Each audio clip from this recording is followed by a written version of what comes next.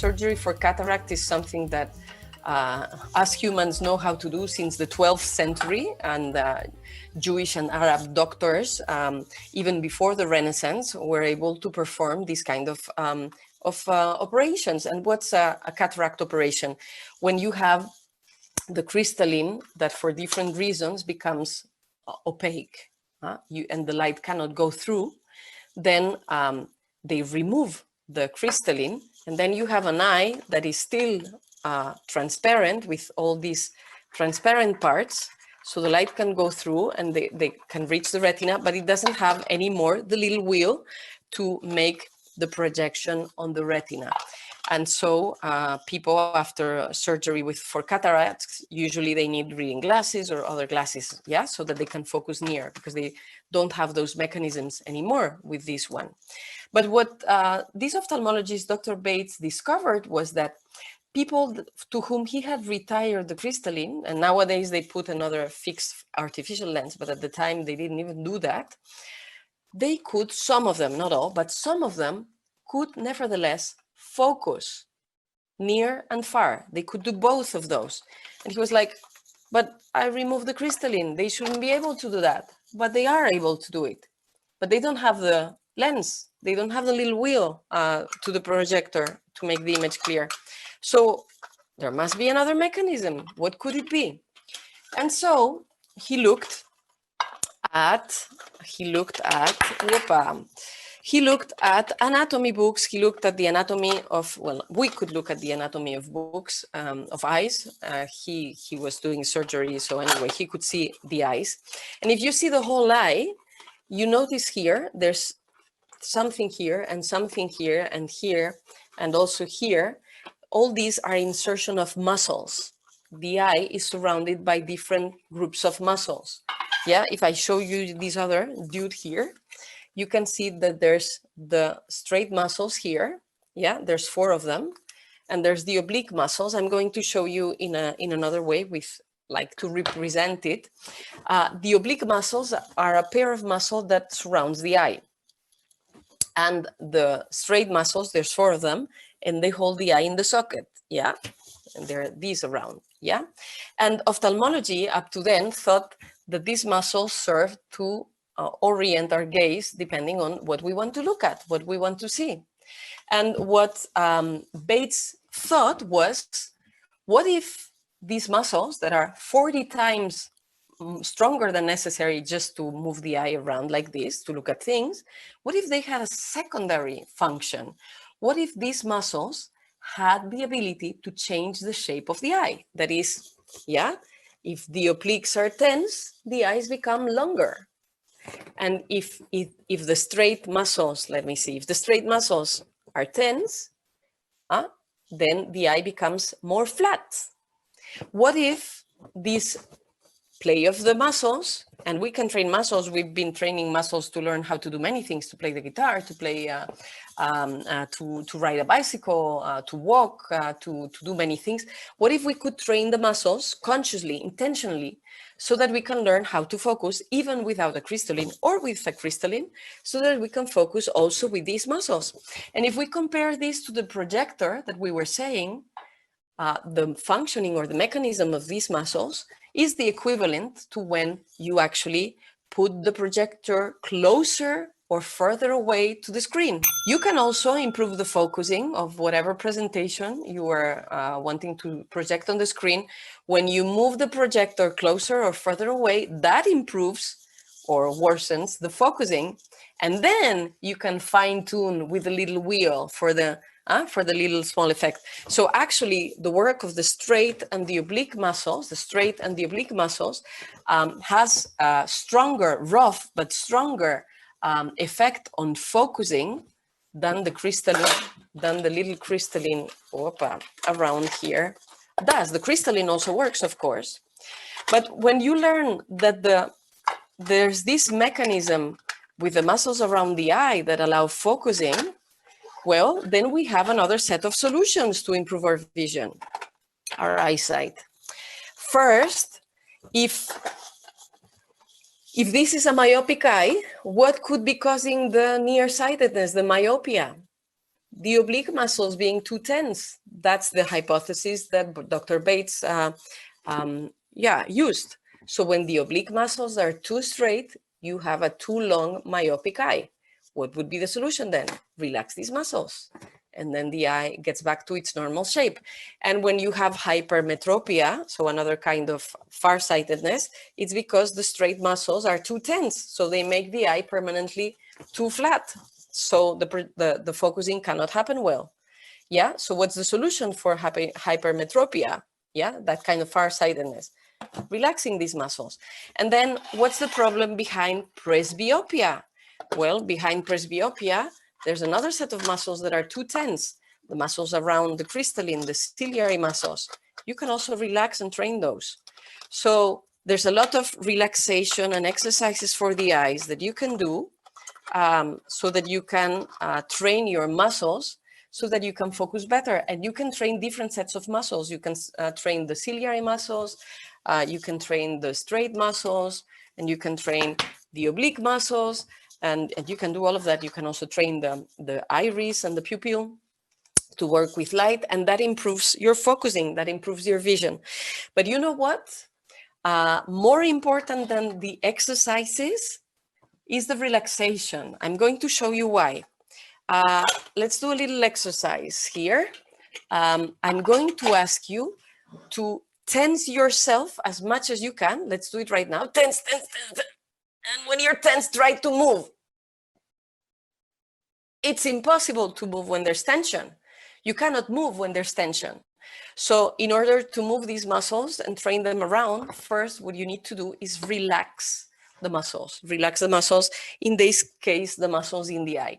So the first thing that you need to do if you want to improve your vision, your eyesight, without glasses or surgery, is to learn how to relax your eyes. And you need to know that your eyes are the first part of your body that becomes tense when there's emotional strain or stress of whatever kind. And it's the last part of your body that relaxes. And the eyes are connected to all the other muscle chains through the fascias, the connective tissue. So if there's tension elsewhere, there's probably tension in your eyes. So you have to relax your whole body, but also specifically your eyes so that you can start seeing better. And you may ask me, but why do the eyes never rest, and why are they the first to become tense? Well, because we react to the world, first of all, with our most important sense of connection with the world. 60% of the people are mostly visual, and 80% to 90% of the relevant information in the world is visual. So that's the first organ to which we react to the world. And if you see any horror film, people, when they're afraid, they have very fixed gaze and with lots of tension. And also when we sleep at night, there's this REM phase of dreaming where the eyes are moving. So the eyes are rarely at rest. So I'm going to teach you one very quick technique that you can apply in a few minutes. Even if you try it, if you experience it for 1 minute or 2, it makes a difference. Ideally, the best would be to practice it 5 to 10 minutes, and especially to do it just before going to bed to sleep. And then the hours that you sleep will be also very good for your eyes. They will rest while you sleep. So if you want to improve your vision while you sleep, your eyesight, it's good to do this technique right before going to sleep. And it's a very simple technique. It's called palming, and Dr. William Bates invented it. So it's good to relax your eyes, your hands, I mean, and make spoon-like shapes with them, and cross your fingers like this or like this, like 90 degrees. And you're going to put your fingers on the third eye, in the forehead, and you're going to use the palms to put them around the eyes themselves, yeah? There's different reasons for that. First, it's comfort, but also you have energy centers in your hands. So when you put them in front of your eyes, that also helps energetically. So there's heat, there's darkness, and there's energy that's going to relax and nourish and stimulate your eyes and make your vision better. So you do this. And if you are in front of a table like me, you can put the shoulders on the table, and then it's more comfortable. Because if you keep them like this, there will be tension in your muscles in your arm, and they will go to your eyes. Also, if your hands are tense or tight, so that's why you relax And then you make these spoon-like shapes, and you put your elbows on the table, and you make like a little flat space so that you can put your face, and you make sure that your eyes are closed and there's no light going through. And you can imagine black ink that's going in front of your lids. The more you imagine the black, the better you will see with your open eyes. And very important to allow yourself to breathe, because if you take this position like this, no relaxation possible for your brain or your eyes if you cannot breathe. Yeah, so you do like this, and you can stay for a minute or two, or you can keep listening like this if you want. But I would especially invite you to practice this before going to bed. When you go to bed, you can put your elbows, you can sit on the bed and you can put your elbows, I'm going to show you. I have my bed here. You can put your knees, your elbows on your knees. Let me see if I can show you. So you sit like this. Whoops. You sit like this. You can unbutton your pants so that there's no tension in your belly. And you put your elbows on the knees. You make the relaxed hands. You make a spoon. And you put your face like this and make sure that you are breathing. And now you have a deeper kind of breath, because it comes from your belly, and it's a fetus-like posture, and it's your arms and your legs that are taking the weight from the head, so all your back can relax. It's a much more relaxing position. And do you know this statue in Paris by this great sculptor called Rodin, the thinker? So it's kind of the thinker, but doing palming. And when you do this posture, it's the best optimized, relaxing form of palming there is. So I invite you to test that one. And the other exercise, the other technique that I want to show you, well, you can do it if you can go outside to the sun, wherever you are. Yeah, because it requires natural sunlight. This instant focus technique is also called sunning or sunbathing. And what you have to do is that you close your eyes, you look to the sun with your eyes closed, yeah? And you're going to move your head, so the rays of the sun are stimulating your retina and relaxing the muscles of the eyes, yeah?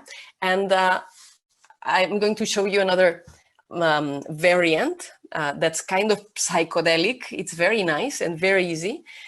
It's to create an inner kaleidoscope and to see lots of different colors and shapes with your eyes closed. So you look at the sun with your eyes closed and you're moving your head, and then you put your fingers like this and you move them in different ways. And when you do this, no drugs required, but you're going to see a kaleidoscope of colors and shapes in your closed lids.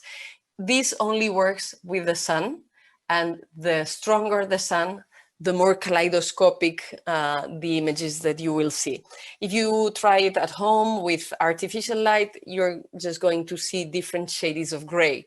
But outside with the real sunshine, it's going to be wonderful, amazing, colorful shapes and psychedelic changes. And that proves another thing, that is, the sun is always the most powerful source of light, much brighter than any artificial light we have at home. And if we have the impression that there's light at home, it's because our pupil has the ability to open and let more light in. But we are always going to see much better with the natural sunlight than with any artificial light. So being outdoors and and sunbathing and being in the sun is very good for your vision as well.